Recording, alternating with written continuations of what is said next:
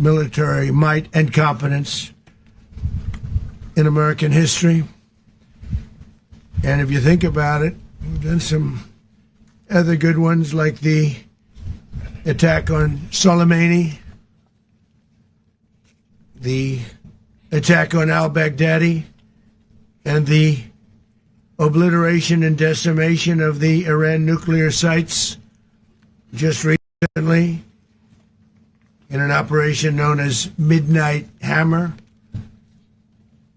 All perfectly executed and done.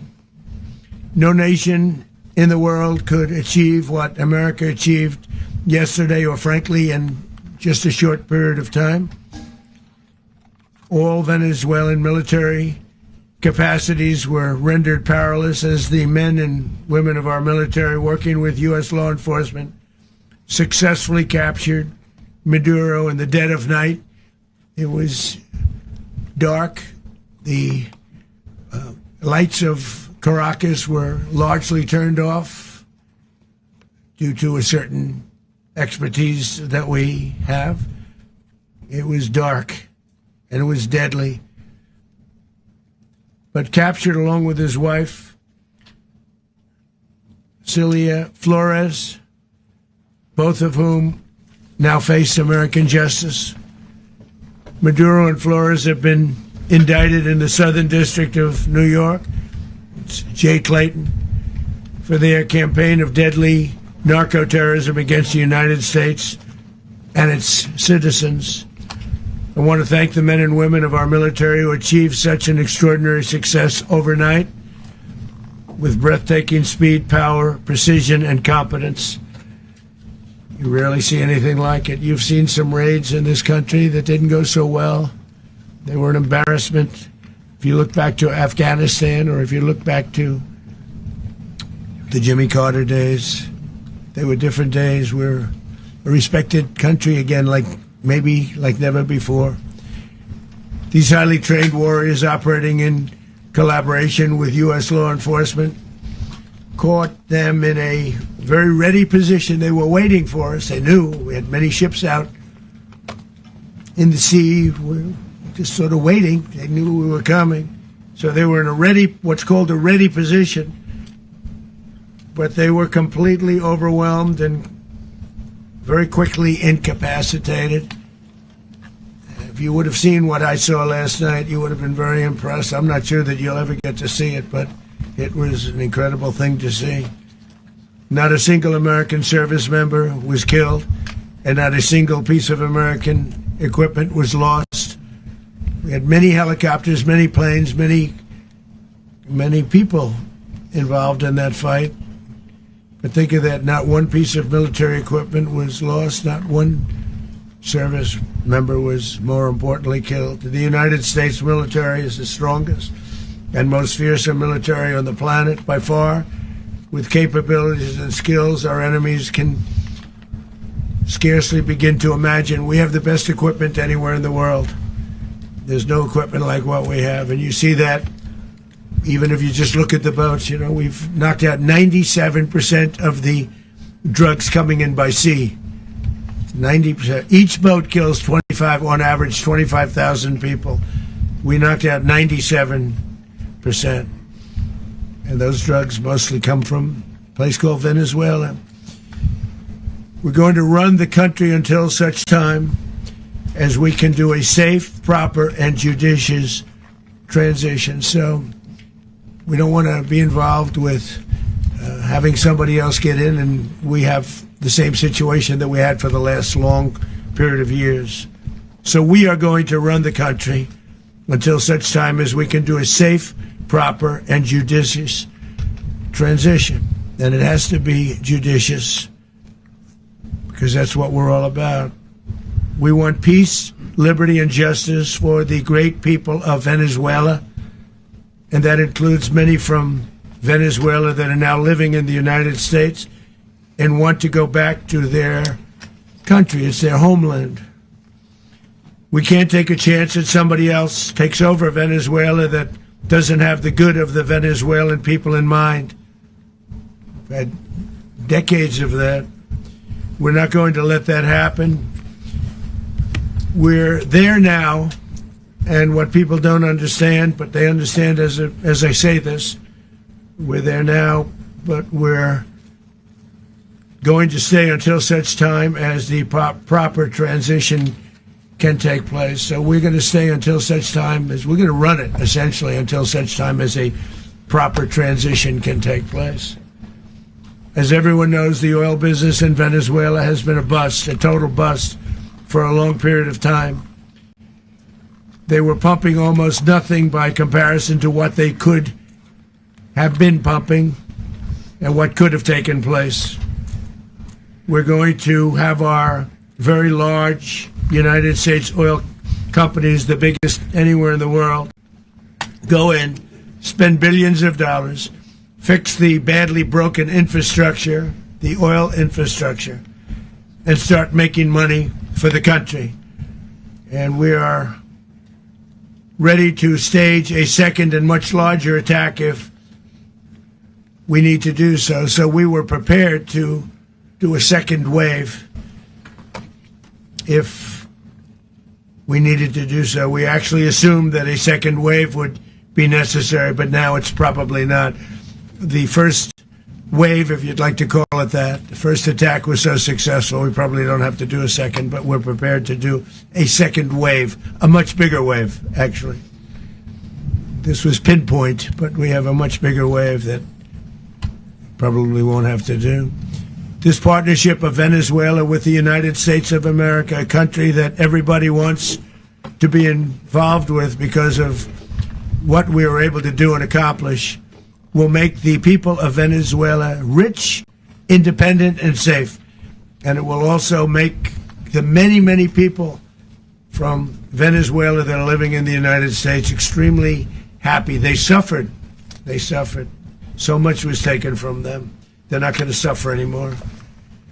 The illegitimate dictator Maduro was the kingpin of a vast criminal network responsible for trafficking colossal amounts of deadly and illicit drugs into the United States.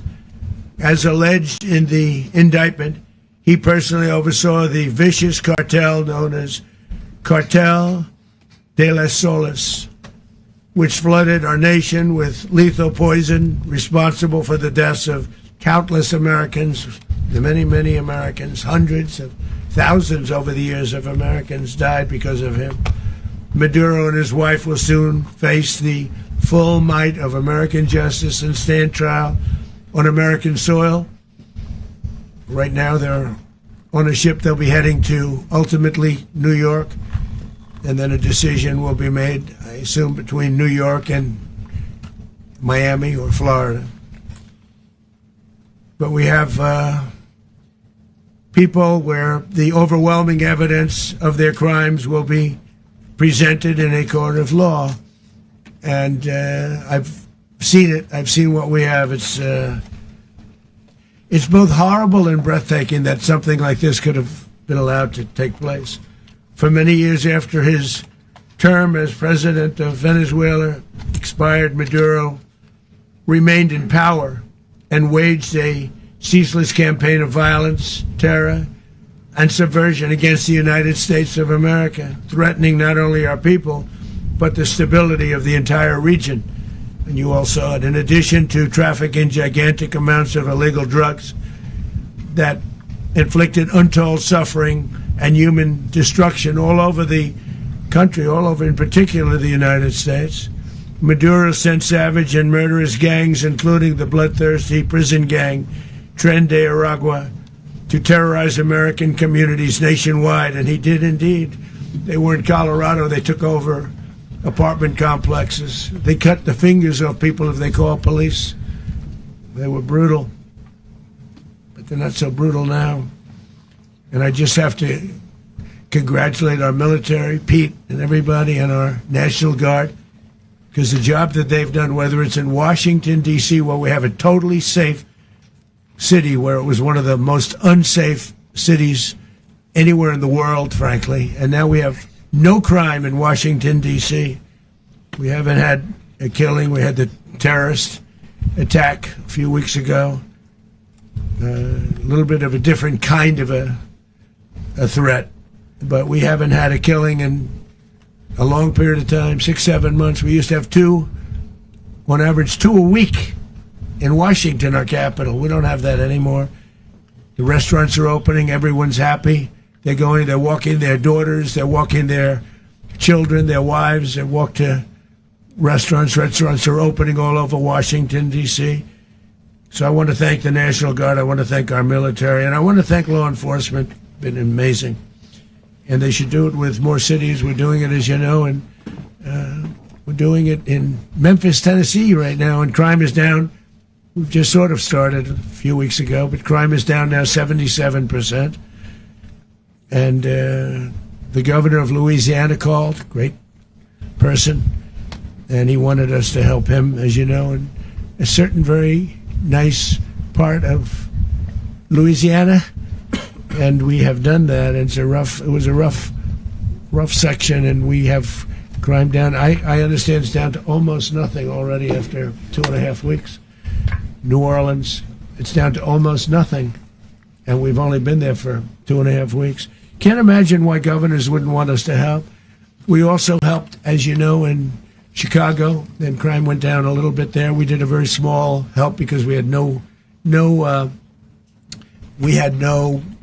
working ability with the governor. The governor was a disaster, and the mayor was a disaster, but it knocked down crime. But we're pulling out of there when they need us. We'll know. You'll know. You'll be writing about it. And likewise, Los Angeles, where we saved Los Angeles early on, where the head of the police department made a statement that if the federal government didn't come in, we would have lost Los Angeles. That's long after the fires. That's when they had the riots in Los Angeles. We did a great job. Got no credit for it whatsoever, but that's okay. It doesn't matter. We don't need the credit. But we'll be pulling out when they need us. They'll call, or we'll go back if we have to. We'll go back. But we did a great job in various cities. But the place that we're very proud of is Washington, D.C., because it's our nation's capital. We took it from being a crime-ridden mess to being one of the safest cities in the country. But the gangs that they sent raped, tortured, and murdered American women and children. They were in all of the cities I mentioned, Tren de Aragua. And they were sent by Maduro to terrorize our people, and now Maduro will never again be able to threaten an American citizen or anybody from Venezuela. There will no longer be threats. For years I've highlighted the stories of those innocent Americans whose lives were so heartlessly robbed by this Venezuelan terrorist organization. Really one of the worst. They say the worst. Americans like 12-year-old Jocelyn Nungary from Houston. Beautiful Jocelyn Nungary. What happened to her? They, as you know, they kidnapped, assaulted, and murdered by Tren de Aragua animals. They murdered Jocelyn and left her dead under the bridge. There was a bridge that will never be the same to so many people after seeing what happened. As I've said many times, the Maduro regime emptied out their prisons, sent their worst and most violent monsters into the United States to steal American lives.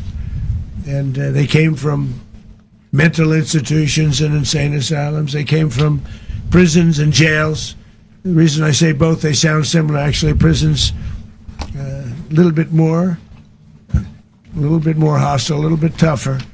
A mental institution isn't as tough as an insane asylum, but we got them both. They sent from their mental institutions. They sent from their jails, prisons. They were drug dealers. They were drug kingpins. They sent everybody bad into the United States, but no longer. And we have now a border where nobody gets through. In addition, Venezuela unilaterally seized and sold American oil, American assets, and American platforms, costing us billions and billions of dollars. They did this a while ago, but we never had a president that did anything about it. They took all of our property. It was our property. We built it. And we never had a president that decided to do anything about it. Instead, they fought wars that were 10,000 miles away. We built Venezuela oil industry with American talent, drive, and skill, and the socialist regime stole it from us during those previous administrations, and they stole it through force. This constituted one of the largest thefts of American property in the history of our country. Considered the largest theft of property in the history of our country. Massive oil infrastructure was taken like we were babies, and we didn't do anything about it. I would have done something about it. America will never allow foreign powers to rob our people or drive us back into and out of our own hemisphere. That's what they did. Furthermore, under the now deposed dictator Maduro, Venezuela was increasingly hosting foreign adversaries in our region and acquiring menacing offensive weapons that could threaten U.S. interests and lives. And they used those weapons last night. Potentially in league with the cartels operating along our border. All of these actions were in gross violation of the core principles of American foreign policy, dating back more than 2 centuries. And not anymore. All the way back, it dated to the Monroe Doctrines. And the Monroe Doctrine is a big deal. But we've superseded it by a lot. By a real lot. They now call it the Donroe Document. I don't know. It's Monroe Doctrine. We sort of forgot about it. It was very important, but we forgot about it. We don't forget about it anymore. Under our new national security strategy, American dominance in the Western Hemisphere will never be questioned again. Won't happen. So just in concluding, for decades, other administrations have neglected or even contributed to these growing security threats in the Western Hemisphere. Under the Trump administration, we are reasserting American power in a very powerful way in our home region.